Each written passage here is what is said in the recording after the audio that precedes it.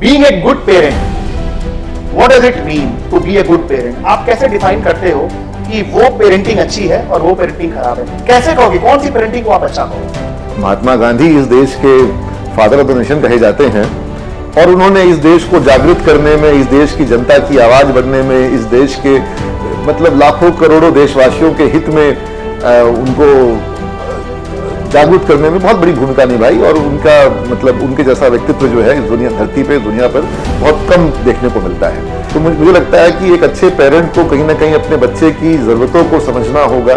बच्चों की psychological needs बहुत होती हैं, बच्चों की समय की डिमांड होती है। अगर कोई अच्छा अभिभावक है, वो बच्चों की ज़रूरतों को समझ पा रहा है और साइकोलॉजिकली बच्चों के साथ है, वो बच्चे की मेंटल नीड और उसकी साइकोलॉजिकल नीड को वो पूरा अगर कर रहा है, तो मुझे लगता है कि वो अपनी जिम्मेदारियों को निभा कर रहा है। एक पेरेंट के लिए उनका बच्चा जो है उनकी प्रॉपर्टी नहीं है, लेकिन रिस्पॉन्सिबिलिटी है।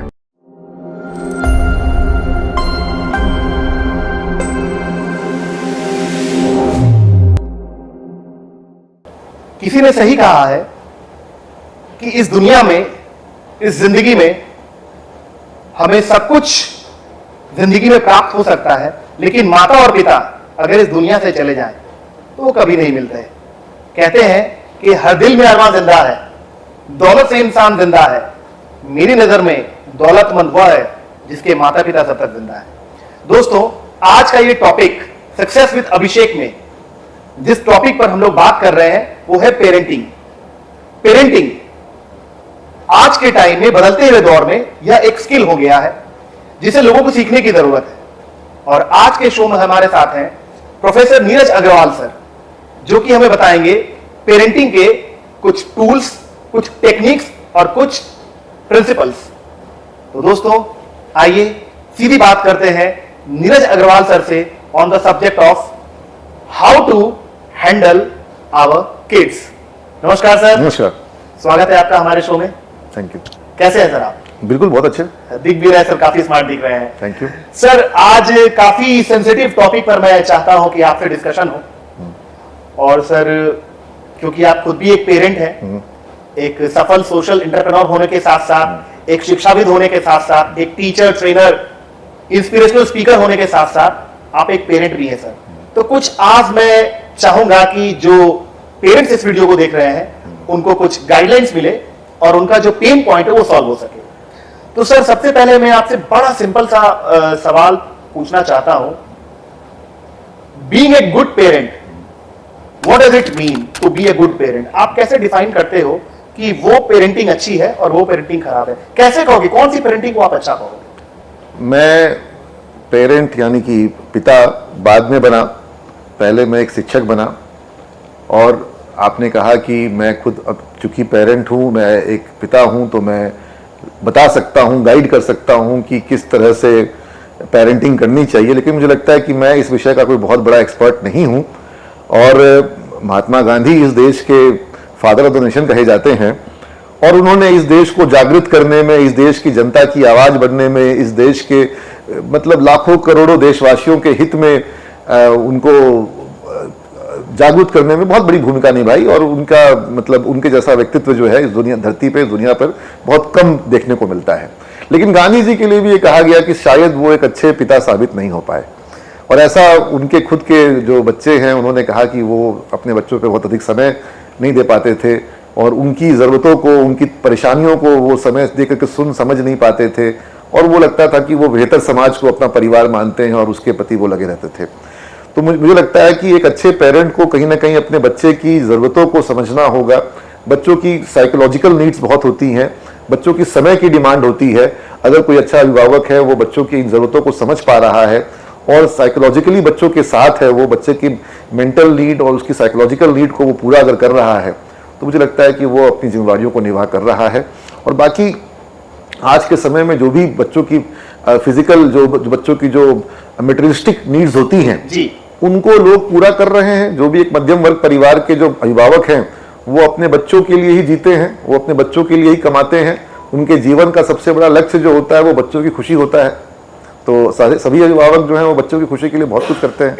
लेकिन आप साइकोलॉजिकली और इमोशनली अपने बच्चों के साथ अगर खड़े हैं और बच्चों को आप मेंटली और साइकोलॉजिकली और इमोशनली अगर मजबूत बना रहे हैं, तो मुझे लगता है कि आप अपने दायित्व का निर्वहन कर रहे हैं। बहुत सुंदर, बहुत खूबसूरत जवाब दिया सर। महात्मा गांधी जी का आपने नाम कहा और महात्मा गांधी जी की book my experiments with truth में सर आप बिल्कुल सही बोल रहे हैं। मैंने पढ़ा है ये बात कि अपने बच्चों के साथ उनका संवाद बहुत कम था। बहुत सुंदर जवाब सर। सवालों के सिलसिले को और आगे बढ़ाएं और एक बड़ा ही मुझे बहुत परेशान करता है सर ये सवाल कि बच्चों की अर्ली लाइफ में, बच्चों के अर्ली स्टेज में बच्चों की लेबलिंग कर देना। मिसाल के तौर पे अगर कोई 4 साल 5 साल 7 साल का बच्चा है, उसकी हमने पहली लेबलिंग कर दी 5 साल 7 साल के बच्चे की, you are bad, you are poor, you are not a good boy, you are dirty. तो सर आपने दीवार फिल्म देखी होगी श्री अमिताभ बच्चन जी की। दीवार फिल्म में अमिताभ बच्चन साहब जब बहुत छोटे होते हैं तो उनके हाथ पर कुछ लोग लिख देते हैं मेरा बाप चोर है और उसकी लेबलिंग हो जाती है और वही होता है रिजल्ट कि वो बच्चा बड़ा होके, क्योंकि उसकी लेबलिंग पहली हो गई थी, निगेटिव लेबलिंग हो गई और वो बच्चा बड़ा होके एक स्मगलर बन गया सर। और दर्शकों में आपको एक बात बता दूं कि top 1001 movies you must see before you die की लिस्ट में दीवार सिनेमा को रखा गया है। तो सर चाइल्ड की लेबलिंग जो पहले कर दी जाती है उससे हमारे सोसाइटी को कहां तक नुकसान है और ये कहां तक सही है? नहीं, लेबलिंग का जो प्रश्न है ना सिर्फ बच्चे को लेकर के बल्कि किसी भी अवस्था में किसी भी व्यक्ति को जब आप लेबल कर रहे हो तो आप एक तरीके से उसे ये बता रहे हो कि तुम्हारे से मेरी यही अपेक्षा है, यही एक्सपेक्टेशन है और मैं तुमको ऐसा मानता हूं। और उसके बाद हो सकता है कि धीरे धीरे वो उसी तरीके का बन भी जाए, जैसा देखने को मिला है। इसको मैं आपको अगर एक मैनेजमेंट थ्योरी से रिलेट करूं तो पिग्मेलियन इफेक्ट कहा जाता है। एक सेकंड, पिग्मेलियन इफेक्ट। हाँ, ये एक छोटी सी कहानी है कि एक मूर्तिकार ने एक मूर्ति बनाई और उसे अपनी मूर्ति से बहुत प्रेम हो गया और उसको लगा कि ये मूर्ति इतनी सजीव मैं बना रहा हूं, इतनी मतलब इतनी मैं इसको ये बिल्कुल इसका स्वरूप मैंने ऐसा बनाया है कि जैसे कोई जीती जागती महिला हो। और वो उसको जब इतना उस मूर्ति से प्रेम करने लगता है और उसका पिग्मेलियन इफेक्ट ये होता है कि वो मूर्ति बिल्कुल सजीव महिला बन जाती है। तो चूंकि उसको कहा जाए कि पिग्मेलियन इफेक्ट है कि आप जिसको जिस रूप में देखते हैं वो वैसा ही बन जाता है। तो इस पर कुछ एक्सपेरिमेंट किए गए, कुछ स्कूल्स में, क्लासरूम्स में क्लास को बांटा गया और उस क्लास में कुछ बच्चों को कहा गया कि भाई तुम बहुत जबरदस्त हो और तुम बहुत कमाल का मैथमेटिक्स जानते हो, या तुम्हारा मैथ्स बहुत स्ट्रांग है, तुम्हारा इंग्लिश कम्युनिकेशन बहुत मजबूत है, तुम्हारा लॉजिकल सेंस बहुत अच्छा है, तुम स्पोर्ट्स में बहुत अच्छा खेलते हो। उन बच्चों को प्रेरित किया गया, उन बच्चों को लेबल किया गया कि तुम बहुत अच्छा करोगे और तुमसे मेरी उम्मीद है कि तुम इस एग्जाम में बहुत अच्छा करने वाले हो। और वहीं जब किसी बच्चे को यह कहा गया कि तुमसे क्या होगा, तुमसे तो कुछ नहीं हो पाता है, और जब दूसरे बच्चों को कहा गया कि तुमसे नहीं हो पाएगा, इस तरह की जब लेबलिंग की गई वहां पर, तो वो बच्चे जिनको कहा गया था कि तुमसे बहुत एक्सपेक्टेशन है, तुमसे बहुत उम्मीद है, उन बच्चों ने बहुत अच्छा परफॉर्म किया।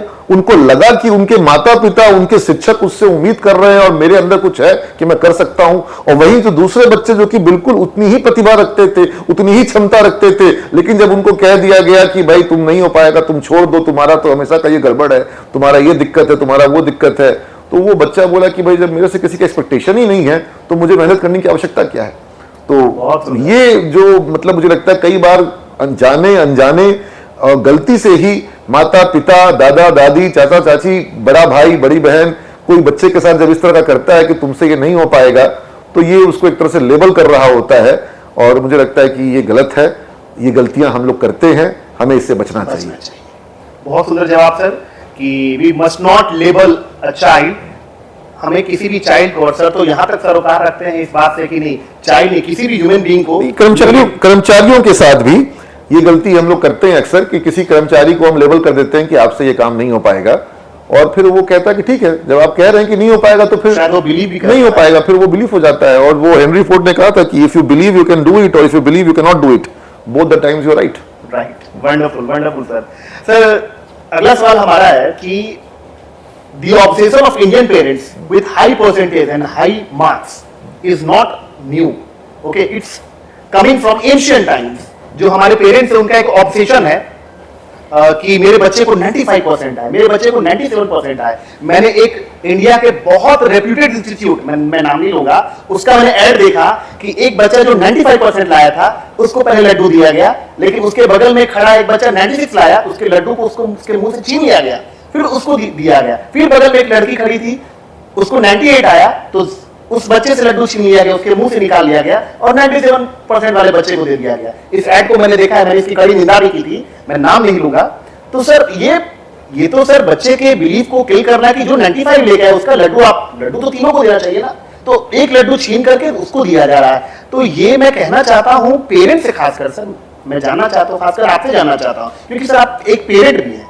Right now I am not a parent, तो आप तो पेरेंट हैं सर, आपके पास 5 साल 7 साल का पेरेंटिंग का एक्सपीरियंस है, प्लस आप हजारों लाखों बच्चों को जब से आपने टीचिंग करियर की शुरुआत की है आपने बनाया है। तो सर परसेंटेज का क्या खेल है? क्या आपका बच्चा नमन जब 85-90% लाता है तो क्या आप बोलते हैं उसको कि 95 क्यों नहीं लाए, 98 क्यों नहीं लाए? प्लीज सर गाइड करें। देखिए, मेरा बेटा कितना नंबर लाता है इसकी बहुत ठोस जानकारी मेरे पास नहीं है, होनी चाहिए, लेकिन मैं इस बात में यकीन रखता हूं कि मैं उसका आकलन उसके व्यवहार से करूंगा, उसकी जिजीविषा, उसकी जागरूकता, उसके अंदर जो ललक है किसी चीज को जानने की, समझने की, उसके प्रश्न पूछने की जो जिज्ञासा है, उससे मैं उसका आकलन करूंगा, ना कि उसके एग्जाम के नंबर से।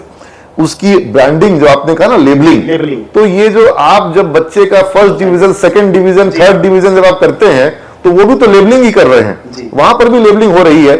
और आप चाहते हैं कि बच्चा संस्कृत में, फिजिक्स में, केमिस्ट्री में, ज्योग्राफी में, सिविक्स में, इंग्लिश में, मैथ्स में, बायोलॉजी में, हर सब्जेक्ट में बच्चा 90% लाए, उसके ऊपर लाए। भाई आप उसकी रुचि किस सारे सब्जेक्ट में समान रूप से कैसे हो सकती है? और अगर वो सिर्फ नंबर की पढ़ाई कर रहा है तो कहीं ना कहीं जो है उसकी रुचि जो है वो पीछे हो जा रही है और मार्क्स जो है वो प्राइमरी हो जा रहे हैं।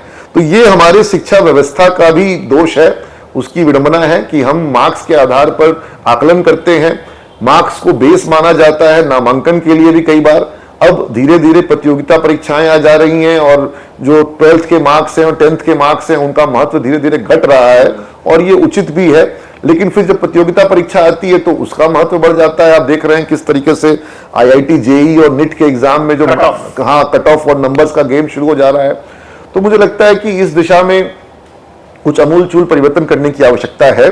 और मेरा ये बहुत ही फर्म बिलीफ है कि जो छात्र कई बार स्कूल की परीक्षाओं में अच्छा नंबर नहीं ला पाते हैं, कॉलेज की परीक्षाओं में अच्छा नंबर नहीं ला पाते हैं, उनके अंदर भी नैसर्गिक प्रतिभा होती है और वो भी अपने जीवन में कुछ बड़ा कर जाते हैं, कमाल कर जाते हैं। आप सफल व्यक्तियों के इतिहास को खंगालिए, मैंने महात्मा गांधी का जिक्र किया था, उनको मैं इस देश के सबसे महानतम व्यक्तियों में से एक मानता हूं। और वो बहुत पढ़े लिखे व्यक्ति, दुनिया के साहित्य को, दुनिया के इतिहास को और लॉ को उन्होंने बहुत अच्छे से पढ़ा, वो एक सफल बैरिस्टर बने। लेकिन एक समय ऐसा था जब 12th में उनके नंबर 39.6% आए थे। तो 39.6% लाने वाले महात्मा गांधी के अंदर में इस पूरे देश को जागरूक करने की क्षमता थी, उठ के खड़ा कर देने की क्षमता थी। और आज ऐसे अनेक छात्र होंगे जिनके नंबर कम आते होंगे या ज्यादा आते होंगे, लेकिन वो अपने जीवन में अगर ये सोच लें कि उनका नंबर कम आया है तो वो बेहतर नहीं कर पाएंगे, तो ये एक गलत परिपाटी होगी। इसलिए छात्रों को, अपने घर के बच्चों को आप नंबर के साथ उनका आकलन ना करें। बंदर पेड़ पे अच्छा चढ़ सकता है, मछली पानी में तैर सकती है, हाथी जो है वो बड़े से बड़े पेड़ को गिरा सकता है, लेकिन हर जानवर जो है वो हर कार्य कर सकता हो। चिड़िया जो है वो पानी में तैरेगी और जो मछली जो है वो पेड़ पे चढ़ेगी, ये संभव नहीं है। आपको जिसके अंदर जो गुण है उसके उस गुण को पहचानिए। हर बालक जो है कुछ ना कुछ प्रतिभा लेकर के आया है। ईश्वर जो है हर किसी के अंदर कोई ना कोई प्रतिभा देता है, उसके उस प्रतिभा को पहचानिए और उस दिशा में उसको आगे बढ़ाइए, प्रेरित करिए। आप देखिए वो उस दिशा में बहुत रुचि के साथ कार्य करेगा और उसका रुझान आ जाएगा और वो उसमें सफल हो जाएगा। तो जरूरी नहीं है कि हर एक छात्र को आप उसके संस्कृत, फिजिक्स, केमिस्ट्री, बायोलॉजी और ज्योग्राफी के नंबर से उसको आकलन करें। जिसका जिस चीज में मन लगता है, जिसकी जिसमें रुचि है, उसको उस दिशा में आगे बढ़ने के लिए प्रेरित करना चाहिए। तो मैं नंबर की रेस में बच्चों को डालने के सख्त खिलाफ हूं। और मैं सिमिज में भी, अपने कॉलेज में भी जो स्टूडेंट हमारे यहाँ पढ़ते हैं, बच्चे हमारे यहाँ टॉप करते हैं, गोल्ड मेडल लाते हैं, हर साल महामहिम राज्यपाल के हाथों हमारे छात्रों को गोल्ड मेडल पाने का अवसर मिलता है। विश्वविद्यालय परीक्षा में डिस्टिंक्शन के साथ बच्चे पास करते हैं।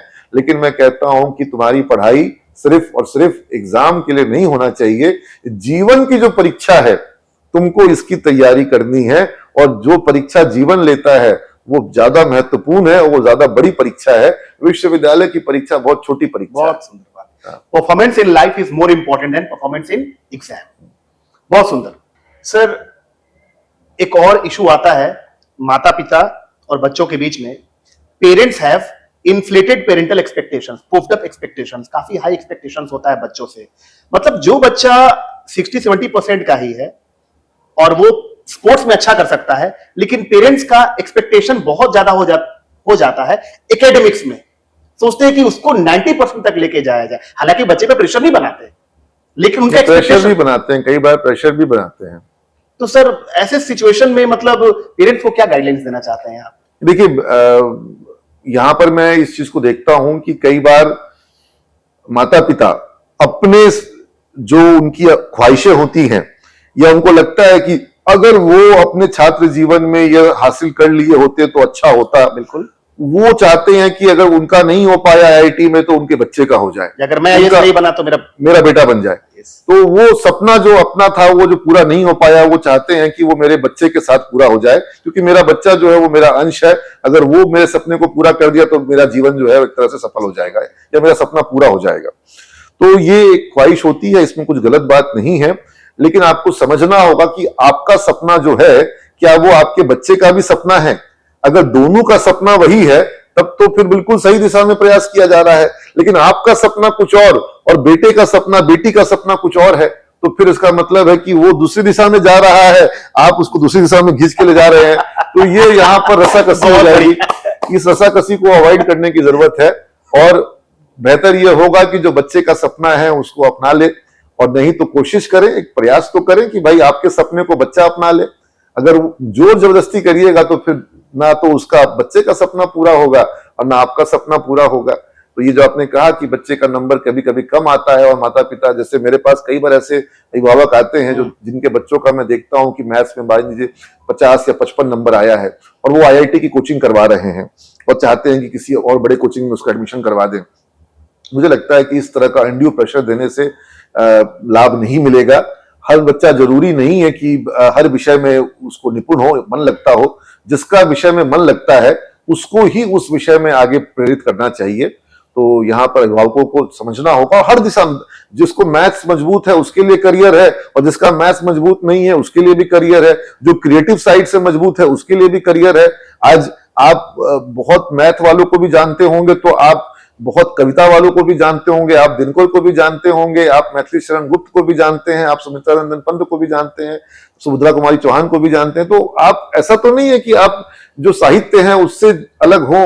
तो करियर तो हर जगह है, और सिर्फ करियर ही नहीं, मतलब अगर आप अपने जीवन में कुछ सिद्ध कर सकते हैं, कुछ साबित कर सकते हैं कला के क्षेत्र में, साहित्य के क्षेत्र में, संगीत के क्षेत्र में, या आपने स्पोर्ट्स का एग्जाम्पल दिया, खेल जगत में, तो मुझे लगता है कि एक संपूर्ण जीवन जीने का आनंद प्राप्त कर सकते हैं।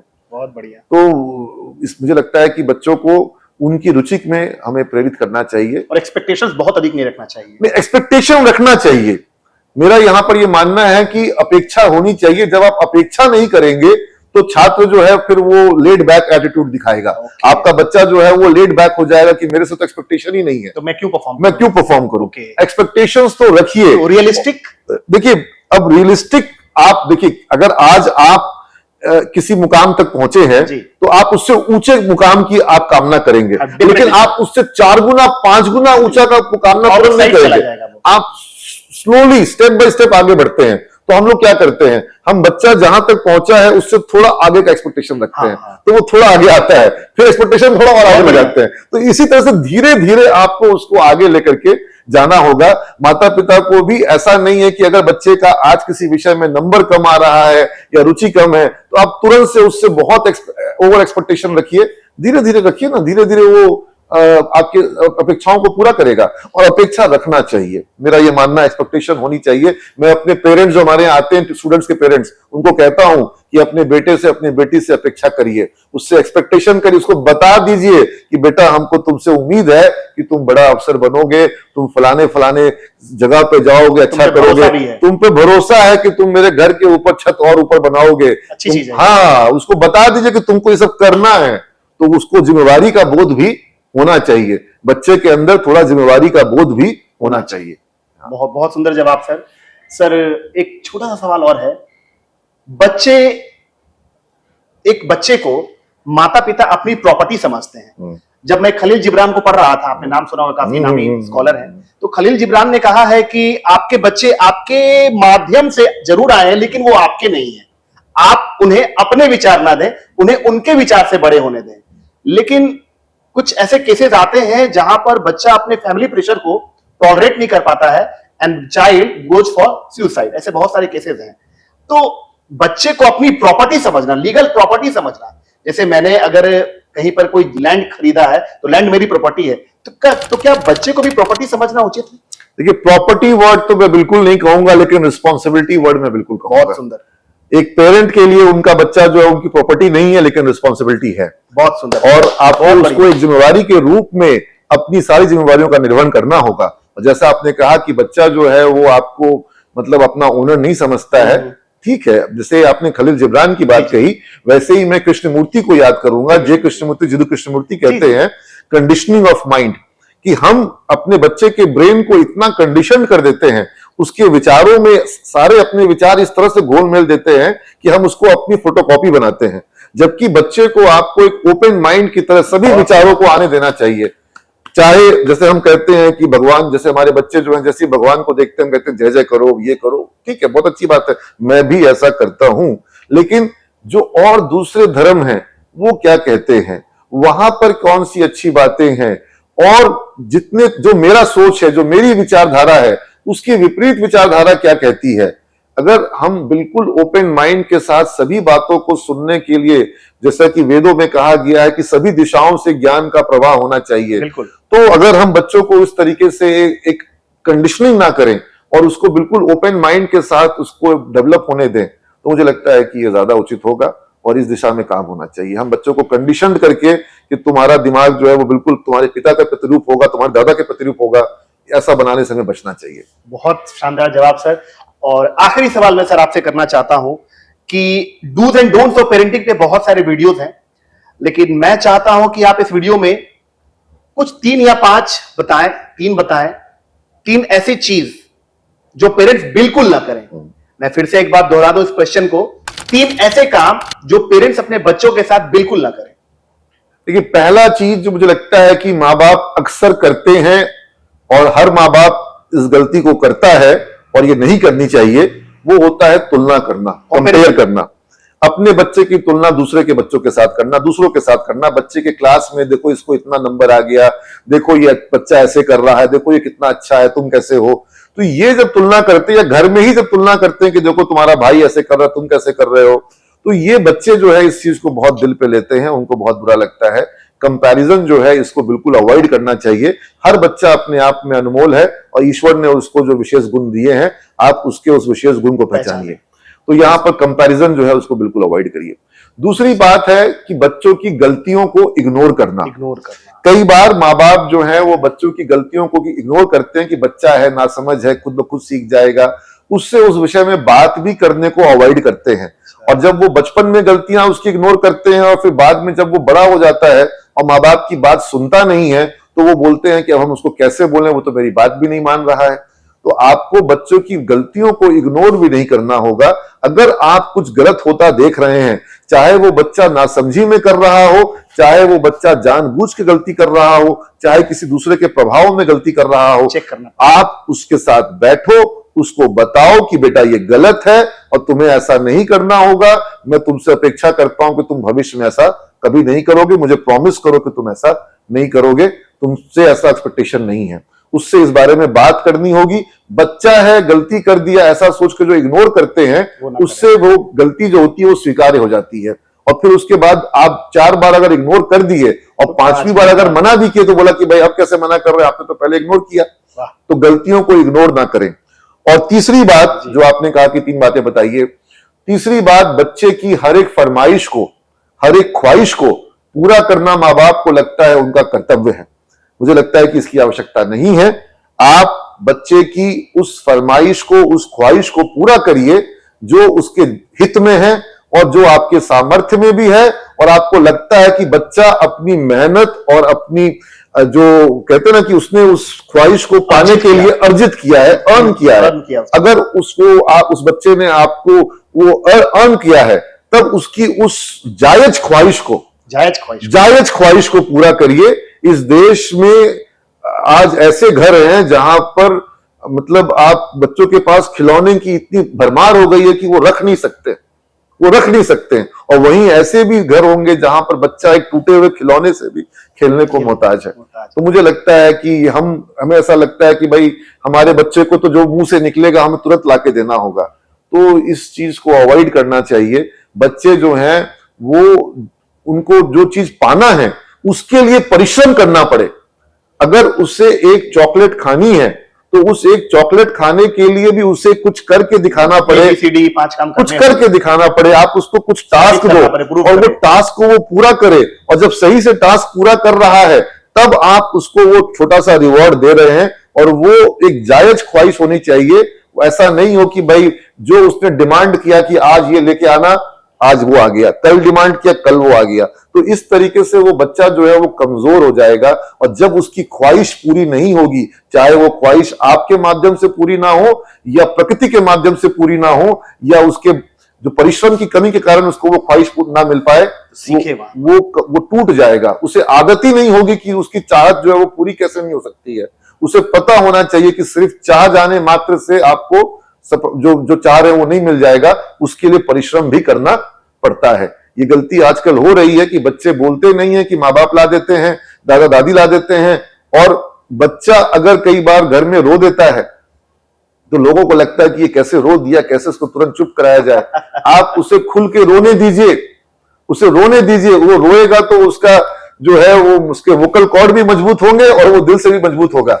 और कई बार अगर बच्चा गलत करके रो रहा है तो उसे छोड़ दीजिए, तब उसे बहलाने फुसलाने मनाने मत जाइए।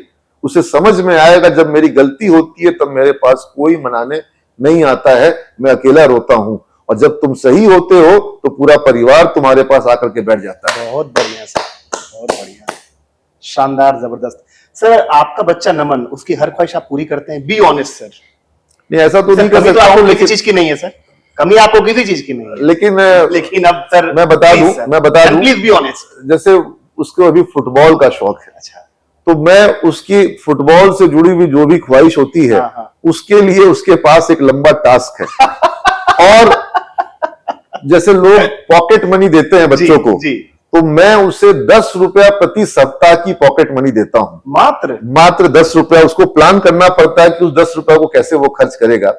और प्लानिंग एंड मैनेजमेंट अभी से। हाँ, और उस 10 रुपए की पॉकेट मनी उसे तभी मिलती है जब वो अपनी छोटी बहन जो कि 5 साल की है उसको वो पढ़ाता है। और जब वो उसको सही से पढ़ाता है और वो प्रूफ करता है कि मैंने इसे आज ये पढ़ाया, तब मैं उसे सप्ताह में रविवार को 10 रुपए देता हूं।